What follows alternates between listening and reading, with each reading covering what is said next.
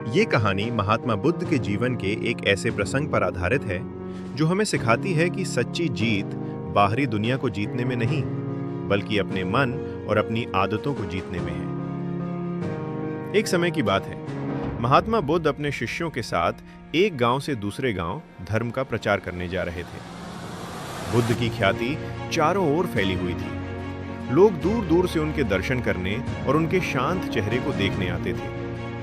जहां भी बुद्ध जाते, वहां शांति और प्रेम का वातावरण बन जाता था। उसी गांव में एक बहुत ही क्रोधी और अहंकारी युवक रहता था। उसे लगता था कि ये साधु संत लोगों को भ्रमित कर रहे हैं। जब उसने सुना कि गौतम बुद्ध उसके गांव आ रहे हैं, तो वह गुस्से से भर गया।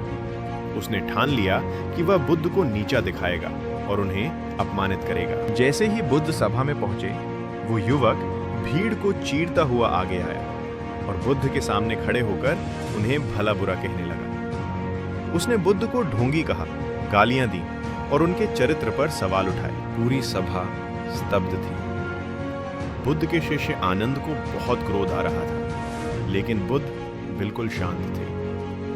उनके चेहरे पर वही चिर परिचित मुस्कान थी और आंखों में करुणा। जब वो युवक गालियां देते देते थक गया और उसकी सांस फूलने लगी, तब बुद्ध ने बहुत ही मधुर स्वर में उससे एक प्रश्न पूछा। मेरे प्रिय मित्र, क्या मैं आपसे एक बात पूछ सकता हूं? युवक ने चिल्लाकर कहा, पूछो, क्या पूछना चाहते हो? बुद्ध ने कहा, मान लो तुम किसी के लिए कोई उपहार लेकर जाते हो और वो व्यक्ति उस उपहार को लेने से मना कर देता है, तो वो उपहार किसके पास रहेगा? युवक ने तुच्छता से उत्तर दिया, जाहिर सी बात है, अगर उसने नहीं लिया तो वो उपहार। युवक ने तुच्छता से उत्तर दिया, जाहिर सी बात है, अगर उसने नहीं लिया तो वह उपहार मेरे पास ही रहेगा। बुद्ध मुस्कुराए और बोले, ठीक इसी तरह तुमने जो गालियां और अपशब्द मुझे दिए, मैंने उन्हें स्वीकार ही नहीं किया, और चूंकि मैंने उन्हें स्वीकार नहीं किया, इसलिए वे सब तुम्हारे पास ही रह गए। युवक सन्न रह गया। उसका अहंकार एक पल में टूट गया। उसे समझ आया कि जिसे वह अपनी जीत समझ रहा था,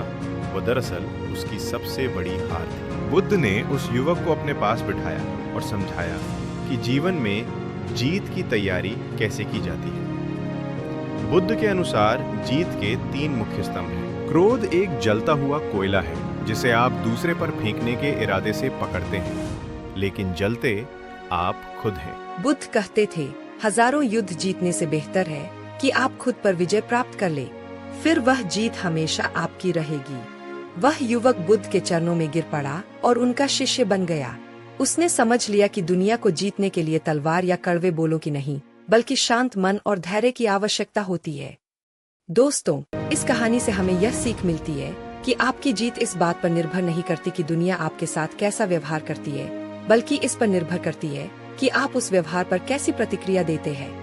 अपने मन को शांत रखिए और अपने लक्ष्य की ओर बढ़ते रहिए। अगर आपको यह कहानी अच्छी लगी हो तो इसे लाइक करें और अपने दोस्तों के साथ शेयर जरूर करें। मिलते हैं अगली कहानी में, तब तक के लिए धन्यवाद।